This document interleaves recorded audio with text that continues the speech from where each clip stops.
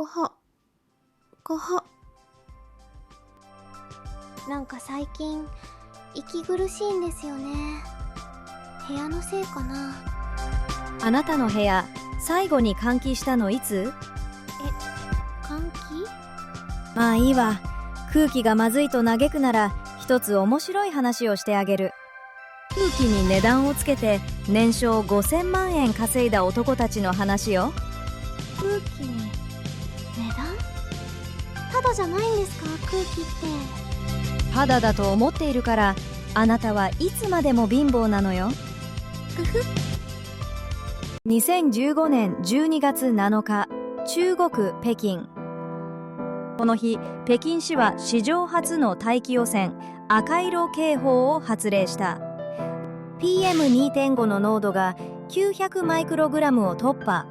WHO の推奨基準値は25よ。つまり基準の36倍。36倍？もはや空気じゃなくて毒じゃないですか。ある研究者はこう表現した。1時間外にいるだけでタバコ 1.5 本吸ったのと同じ。赤ちゃんとかお年寄りとか大丈夫なんですか、それ。大丈夫じゃないからこんなものが売れた。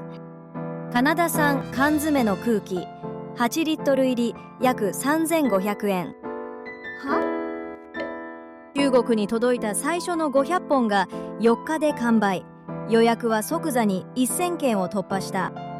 空気の缶詰が売れた？その会社の名前はバイタリティエア。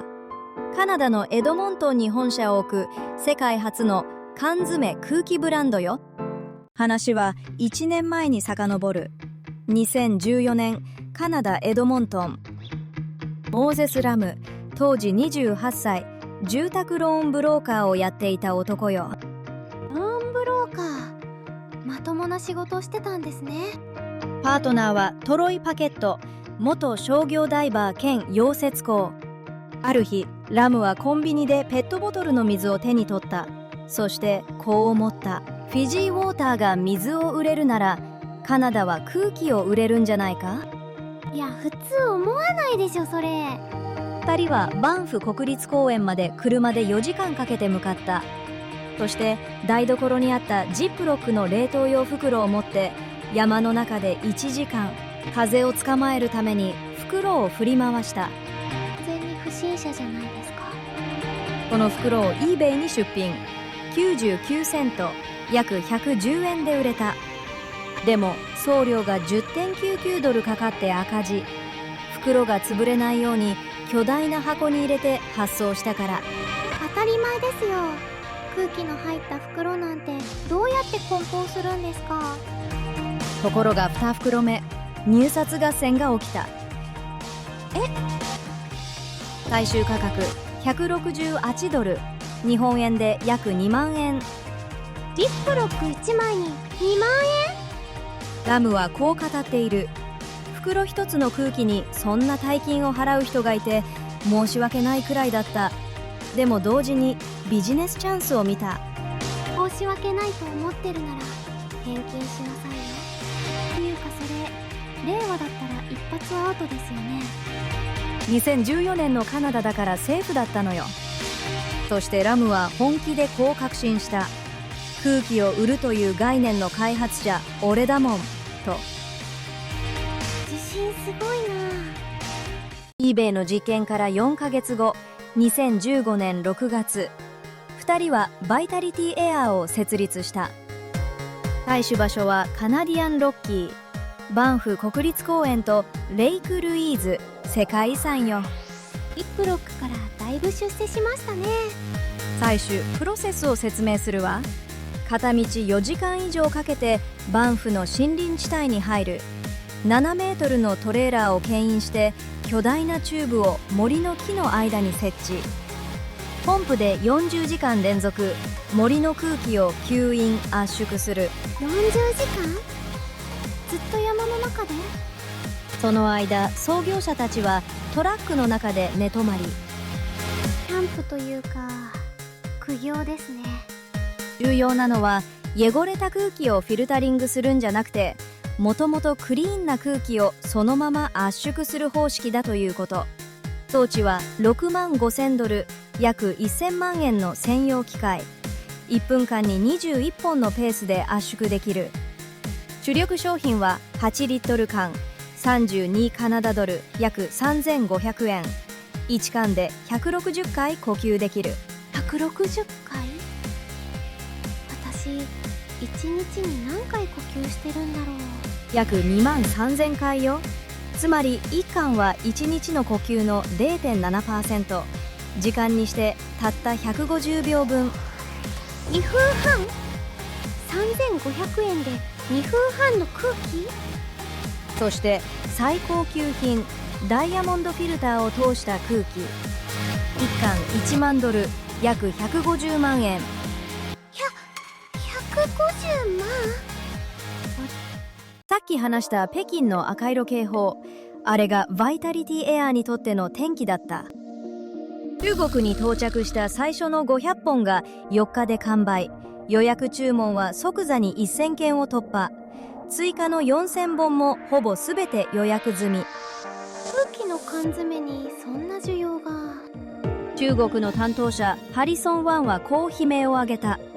中国語サイトがクラッシュし続けている。創業者ラムの分析がこれよ。汚染レベルと売り上げは完全に連動している。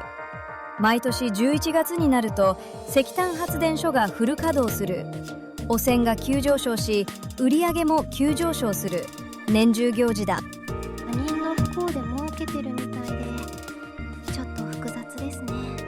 数字を見てみましょう。2015年、初年度の売り上げは3万ドル、約450万円。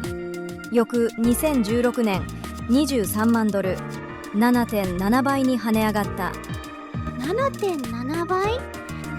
2019年には年商約30万ドル、約4500万円に到達。4年で10倍よ。中国のタオバオのレビューも紹介するわ。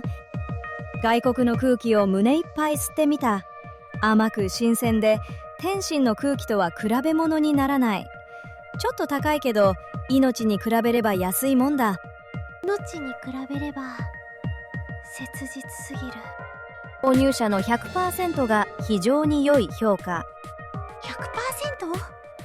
アマゾンでも見たことないですよ、そんな評価。主要顧客層は富裕層の女性、大企業の CEO、ナイトクラブ、そして高齢者施設。さらにインド市場にも進出した。ちなみにカナダ版マネーの虎ことドラゴンズデンにも出演したわ。22万ドルの出資を求めて 10% の株式を提示。おお、結構な額ですね。結果は？全員に断られた。ここで冷静な視点も入れておくわ。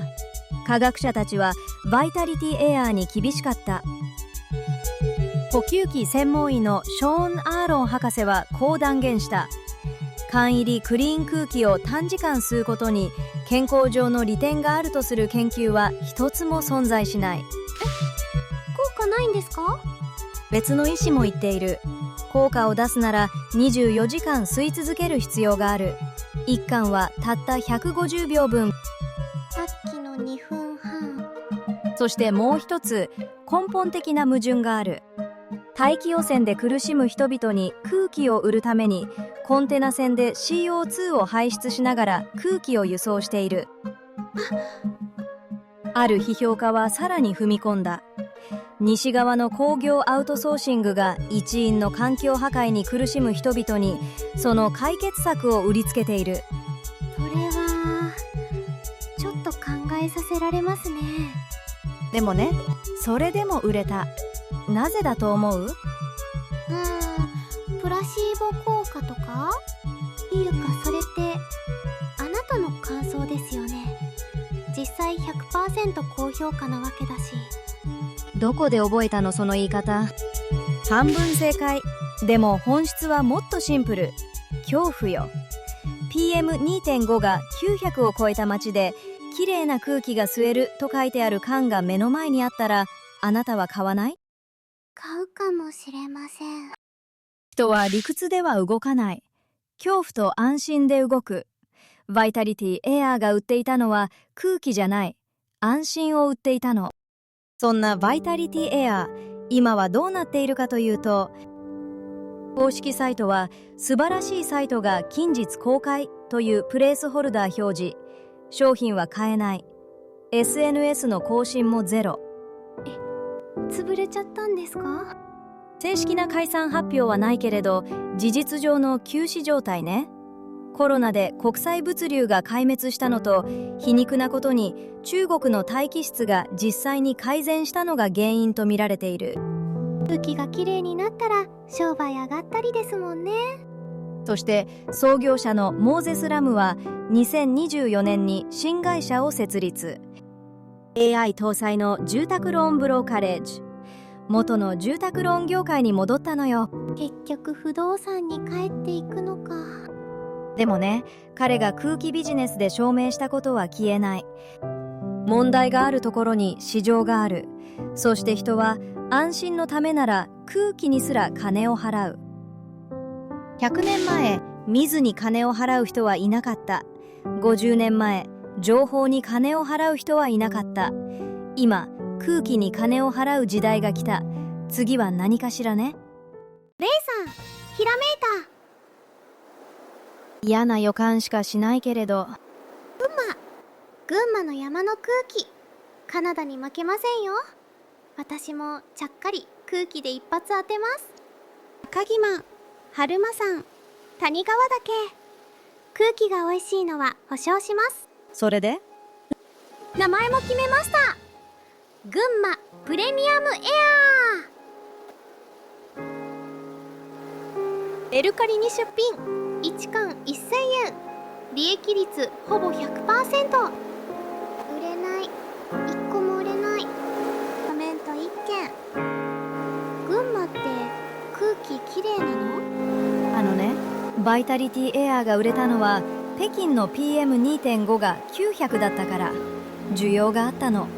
群馬の周りに空気に困っている人はいない。でも寛大と印刷代が。いくら？28,000円です。需要のないところに供給しても意味がない。今日の授業料ね。群馬の空気はただなのに。ただだから売れないのよ。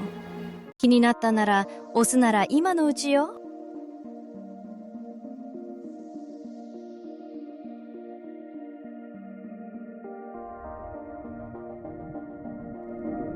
高評価もお願いします。